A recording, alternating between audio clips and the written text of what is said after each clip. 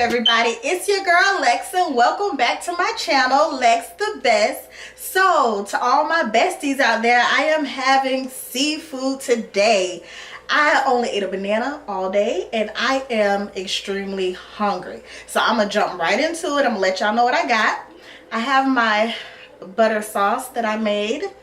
I have some blue crabs, I have a snow crab, I have some mussels, some potatoes, a corn, some shrimp, and an egg. Because, you know, them boiled eggs be hitting. I'm going to get right into it, but I'm going to have a story time also with you guys. So I'm guessing it's like a mukbang, you would call it, versus a story time since I'm eating. Okay, so I'm going to jump right into it because I'm so hungry. So I have these green lip mussels. You can see it. They're so good and I'm so hungry. So for my story time today, you guys, for my story time today, I am going to talk about the time that oh, and I have some hot sauce too.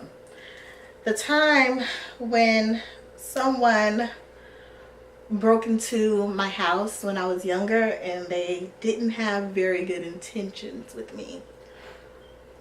I was 12 years old and we lived in a neighborhood, like everybody was so close, like we were friends. We used to have get-togethers in our front yard, like breakfast with the whole neighborhood. Well, you know, the people on our street, because we were all just that close. Oh, my mouth was so good. And it was the day before my 13th birthday. You know, I was home, it was late at night, sleeping, and I guess someone decided that they could come into the house late at night and I'm guessing have their way with me, so to say. I'll drop something. So I was asleep and someone came into my room and you know, like they started touching me or whatever, but I was young. I guess I slept kind of hard. Mixing it up. I sleep kind of hard, so I didn't really think much of it, but yes, I did. After about 15 seconds, the person was on top of me, and they were saying, "This is Chris. This is Chris." While they were like kissing on my neck and touching on me. And I'm like, what? Now, everybody know back then, I was scared of my brother. Anything my brother said went, because he didn't play no games. And he was way older than me. He's like 7, almost 8 years older than me. But he said this, and you know, automatically I was like frightened because I was like, oh my God, what's happening? I'm still young. And it's like, why is my brother in here on top of me? And he was whispering in my ear, but he kept saying it over and over. And then he giggled. And when he giggled, automatically I knew it wasn't my brother, but it was a very familiar voice. And all I did, oh, by this time, this person had me up in the air. Like, he started out on top of me, but then he had me up in the air. And he was like thrusting on me, like slow dancing, but my legs around him, but I felt the hardness of his penis. And when he said that, when he giggled, I just screamed because it was like, this ain't my brother. I ain't gonna let nobody take advantage of me. And I know I'm young and I know it sounds crazy, like, why would you even let your brother do that? My brother has never touched me in any kind of way. He was more of, he didn't take no BS. If I was doing something I was supposed to do, my brother was getting on me. He was like a father figure, that type of thing. And I was so frightened. And then I said the person's name. I said his name. And I guess it shocked him. And he dropped me on the floor. Like literally dropped me on the floor. Like I hit the floor. And I kind of ran out behind him. But like I ran to my room door and I seen him go out our back sliding glass door. And when I see him go back out the back sliding glass door, I seen his hand, like he grabbed the door, like the wall, like I guess the base, I don't know, he grabbed it and swung himself out because that's how fast he was running out the house. And my sister had a room like next to me, and she jumped up. And when I told her, I was like, I don't know if I should say the person's name. I'm just going to call him A. When I told her that A was in the house and he was touching on me like he wanted to do something, she shot out the front door and she seen him running. And, you know, my mom jumped up. Their room was all the way on the other side of the house, like by the front door at this time. And so my mom jumped up. And, you know, they went out the front door. They looked at me, make sure I was like okay. Physically kind of like okay. Like they didn't know like if I got beat up or if he really like penetrated me. They were trying to figure it out. All this was going on, you know, and someone that was on the phone calling the police. Someone was checking me out. Somebody was jetting over to his house. It was like crazy. And when my sister said, oh, I seen him, I seen that punk A, you know, she going off, she cussing, acting crazy or whatever, which was okay. I seen him, I just seen him running across the street. So the police come or whatever, and at that particular time, I don't think they arrested him right then and there. But he stayed across the street from you guys. You know, we know like he wasn't really all there, but he had common sense, you know. But the police came and, you know, they took statements and did whatever. So the next day it was my birthday. And I wasn't having a big party or anything, but I didn't want to let it get me down because, you know, I'm turning 13. I'm going to be a teenager. And when I'm outside with everybody, you know, we're chilling, you know, not trying to talk about what happened, even though I was hurt, I felt violated. It was like so weird because somebody that you've pretty much grown up with, but he was about 10 years older than me. I want to say 8 or 9, but he was way older than me. I know he was like in school with my sister and brother them, so they were up there. I'm the baby. So the police showed up out of the blue, no call, no nothing. They just showed up and they said, we need to get your underwear for forensic evidence. Now, this would have been okay, but I had on the same underwear. So I had to go in the house, take off my underwear, you know, and they sealed it up in a bag. And it was like everybody seen it, you know, like it was just crazy. And then, you know, people asking questions. So, you know, we kind of just told them what had happened the night before, less than, 12 hours. And I believe it was about 3 or 4 o'clock in the morning when he came in. I'm sorry if my story is kind of choppy because, one, I've already forgave him and I haven't talked about it in years. And this was literally, okay, so I'm 33 now. It was the day before my 13th birthday. So this was 20 years ago. That was a long time. But I never really shared it with many people because it was something that happened along the way that really made me shut down. So in the midst of them coming to get my underwear and everything, me and his sister were really good friends. Like, we were close friends. I used to do her hair. Her mom used to take us to Girl Scouts together. Like, we were really close. And the crazy part about it was none of it changed. And I guess since I was still young, you know, like I would still go over to their house and play with their sister. And we used to still do stuff together. But, oh, I gotta taste this corn. That's good. Hold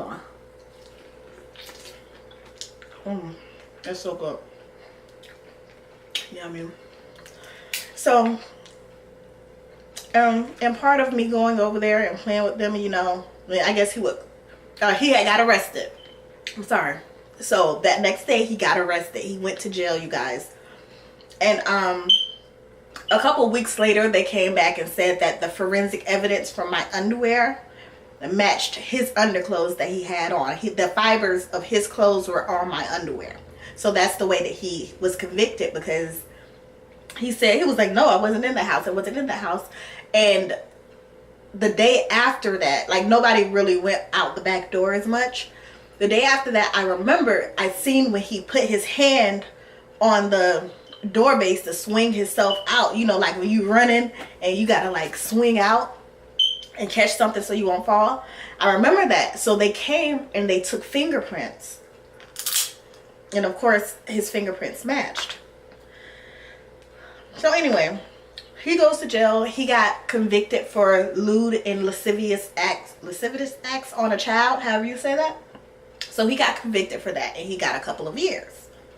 Now fast forward, I'm in the 9th, maybe 10th grade. I want to say the 9th grade, because at that time I think I just went to middle school when it happened.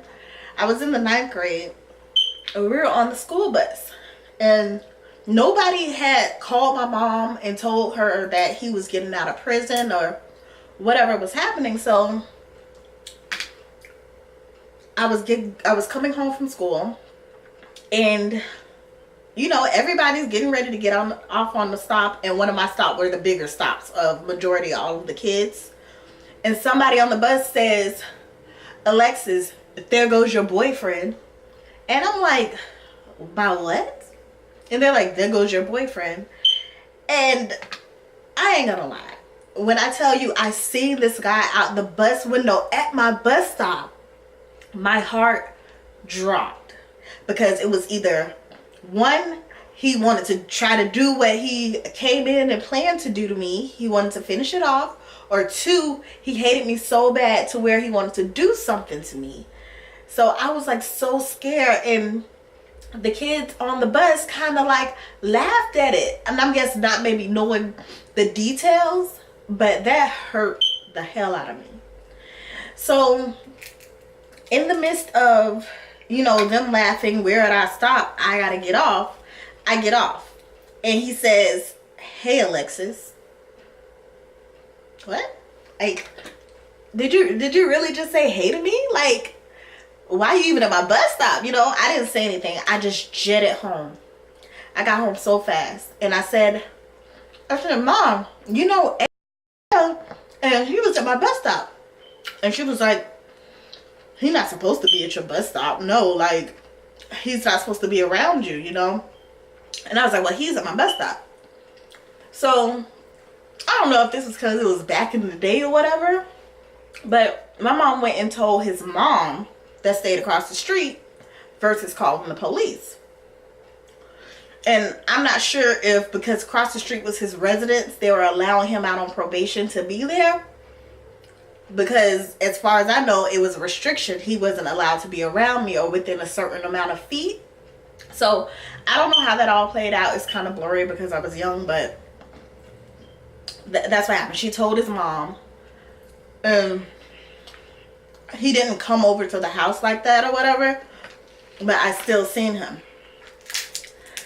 And it just scared the living crap out of me. I just didn't understand how somebody that did whatever they did to me, like, that messed me up inside. Like, I didn't want to trust anybody.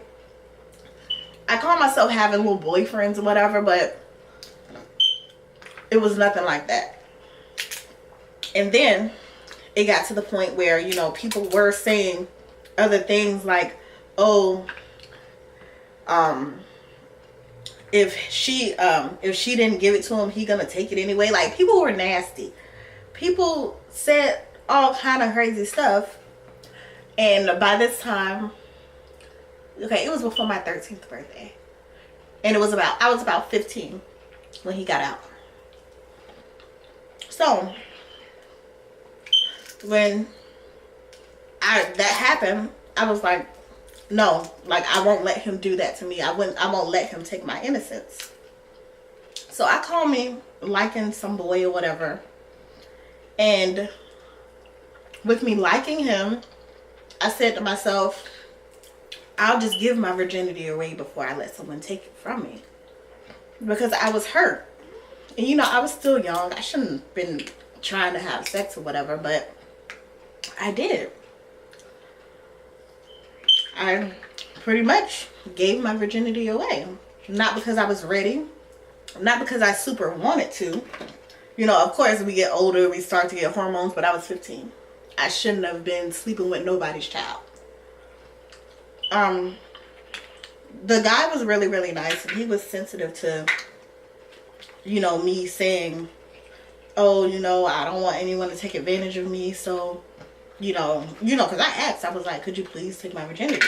And we were, like, kind of dating or whatever, but he was looking like, what? Like, that's the craziest thing. Like, I didn't have, like, all these long life plans to say, oh, I'm going to be with you forever. You know, he was just a boyfriend. We used to go to the YMCA together and dance, you know, like we have the parades and the people that'll be out there dancing and have all the musicians and stuff. That's what we did. I was a dancer and he was a drummer. And it happened. And after that, it didn't happen again. Because I felt like I fulfilled what I wanted to. So if he was to try to come back and do anything to me, I ain't no virgin. You're not taking my innocence. But I gave my innocence away to prevent it being taken. And I regret it in a sense of, now that I'm older, you know, save yourself for the person that you really, really want to be with. Like, don't give it away to nobody. Like, be married. I understand some people don't believe in it, but be married. Because even when you have different experiences with people, when you're married, you have that same standard instead of going through the motions with somebody else of getting them to learn your body, and you don't have expectations for the person that you're married with. So I'm sorry, I'm talking so much, and you know, since this is my first time sitting and eating and talking, I didn't realize that I would be more into talking than I was into eating. So I apologize for that. But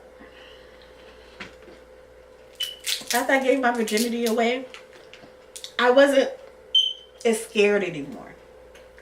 So he was still out of jail, and my mom used to be the candy lady, and she used to sell food like pizza and nachos and hamburgers and everything.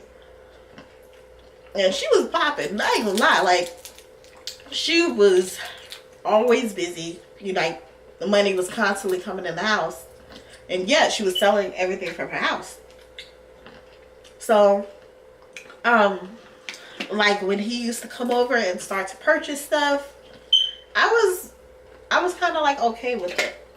I didn't forgive it at the time. Like, I still didn't like him, but at the same time, I didn't stop my mom from making money because, you know, she had to take care of us. So I set my feelings to the side. But then as I got older, I found myself looking for love in all the wrong places. And I felt like I had to be close with a guy in order to feel that protection. Because my dad didn't stay in Orlando with us. And I had my stepdad, but he had so many other type of issues. I wasn't, how do you say it? I wasn't the main priority, honestly. He was on drugs. I'm just be honest. And I wasn't the main priority. And don't get me wrong, I had a decent life coming up. My mom did everything that she could to provide for me, so I'm not complaining about that. I just felt like I didn't have anybody in my corner when, you know, this guy came and did what he did to me.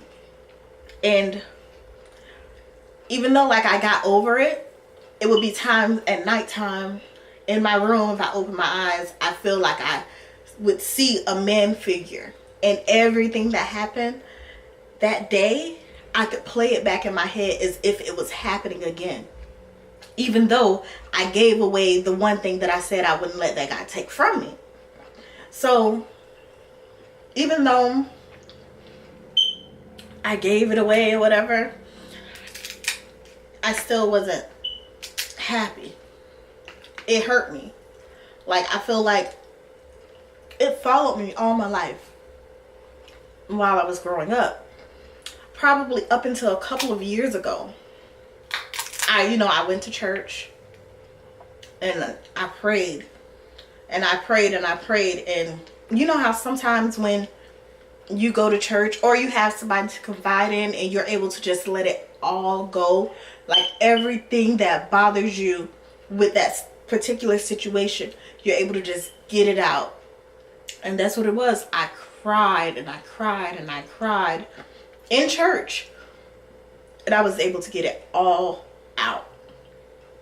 And I didn't talk about the details, but it was just in my head. And I was like, Lord, please just clean my mind. Like, renew me. And because I was even mad at my mom. Because I'm like, when he got out, you know, I didn't say it to her. I had to forgive her also, even though it was just because my mom is not confrontational. She's the sweetest person in the world. Like, when I tell you, you know, there's people that I say, you are too nice. Like, you're so humble. You're too nice. That's how she was. That's how she is. So, once in my head, I did all the forgiving that I needed to do. I felt like I was at peace. And, you know, I think it would have been a little different if that experience would have made me hard to be like, oh, I can't stand guys. I'm not going to tolerate anything that they have to do to me. If it's something that I don't want, you know, I'm not going along with it. But it was completely opposite.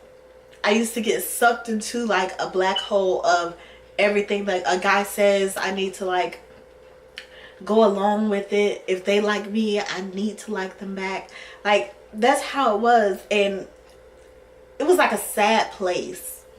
Because it wasn't until up until a couple of years ago where I started standing up for myself and not let people take advantage of me or me doing too much for acceptance. Because I feel like a lot of women, just not me, and I don't know if it's just my experience or other people experiences, but I felt like I would do so much for people that I've dated so they won't do me wrong. And it all stemmed from that, because I was like, I never want anybody to do anything to me that's going to make me hurt. That's going to leave something in my soul that I have to carry around in my spirit. Because letting go stuff, like when people say you can forgive, but you can't forget. At this moment in time, I've forgiven him. But no, I can't forget. But those emotions don't completely go away just because you've forgiven them. Like, sometimes people still have to go through the motions. And I went through the motions for a long, long time. And it hurt. So, anyway. Sorry. I feel like I'm about to try to get choked up. And it's like, Lexus, you passed this. What you talking about? No, you passed this. But when he got out and he was just always around, and you know, I got over the fact that, okay, I'm gonna see this guy more than I should. Turn around, and this time he's like 20 something, like approaching 30 probably, maybe 25, 23, 24, I don't know. He's in his 20s. And you know, I done moved on. I done had kids. I was married. Like, you know, life is continuing for me. I was still hurt. I hadn't gave forgiveness at this. I'm sorry if I'm jumping around, but I hadn't completely forgiven him at that point. But he ended up having, I believe the girl was 12 years old. 12 or 14. He ended up getting this little girl pregnant. After he had just been out of prison. Like literally maybe a year later. After he got out of prison for messing with me, he had another child pregnant. And of course, you know, she kept the baby. But the only difference is this girl was like in love with this guy.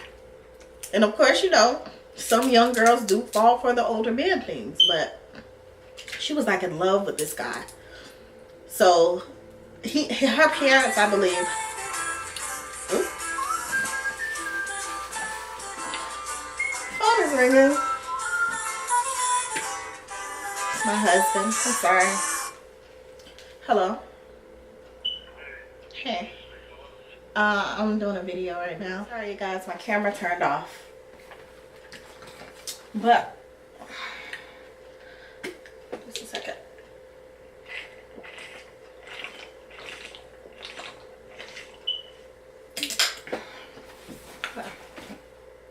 But then always the day before my birthday, I always play it back in my head of the time when A came into my house and tried to hurt me.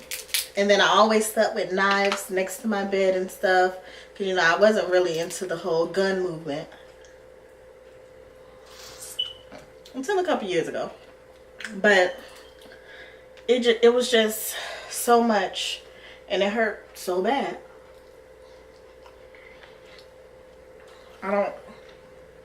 I don't understand how people feel like they can take from people, because it felt like, even though it didn't go as far as it could have went, thank God, it still hurt because he didn't take, you know, like, even though he didn't penetrate me, and even though, you know, I was still, now I'm able to move past it, and I've learned. It seemed like for the first decade, 10, 12 years, I made the dumbest choices because it ate at me. And people are like, that doesn't make sense. Like, most of that doesn't even go with it. It's just the way that I thought. So, and if anybody is messing with somebody that they're not supposed to be messing with, as far as if you're younger, if somebody tries to violate you in that way, tell somebody.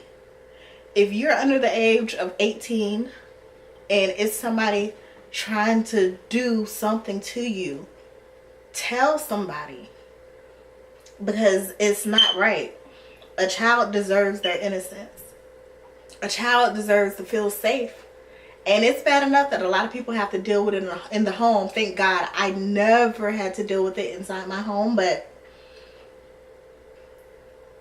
don't allow it. Don't be so scared where you can't come talk to anybody. Because I'm the same way with my kids.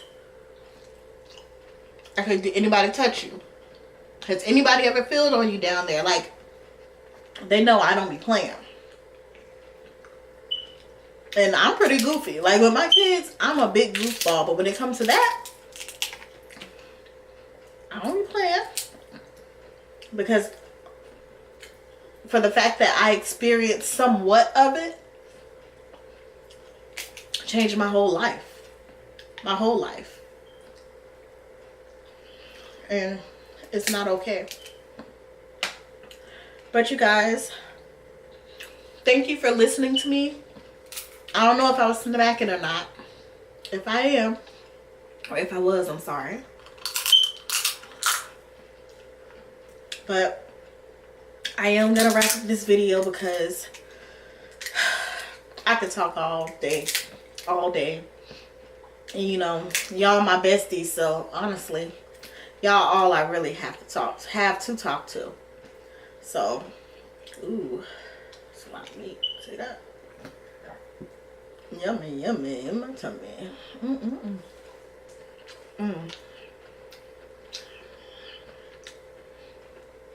Oh, so good.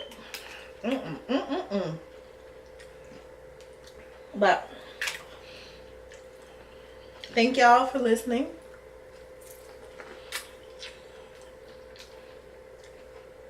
Follow me on Snapchat, Twitter, and Instagram under LexTheBest85. Like, comment, and share this video, you guys. Leave a comment if you have any other things that you want me to talk about.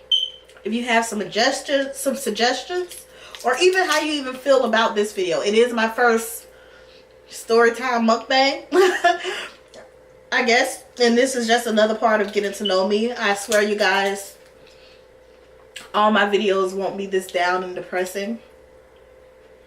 It's just that I felt like somebody needed to hear it, only because if something's happening in their life, they need to know it's okay to tell. Or if a parent knows of something that's happened in their kid's life, like, give them a hug. That was the only thing. My mom wasn't super huggy or kissy type, but she loved the hell out of me. I know that sounds crazy, but she wasn't very huggy or kissy. Like, I probably just needed a really good warm hug and I didn't get it.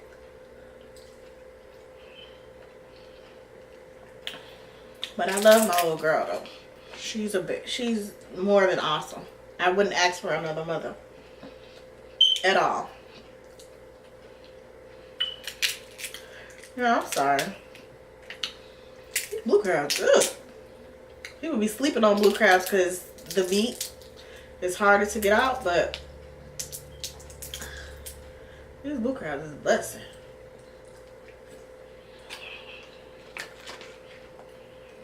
I'm so into talking, I ain't even use like my lemon like that, and then this hot sauce with it, banging, banging, banging, banging.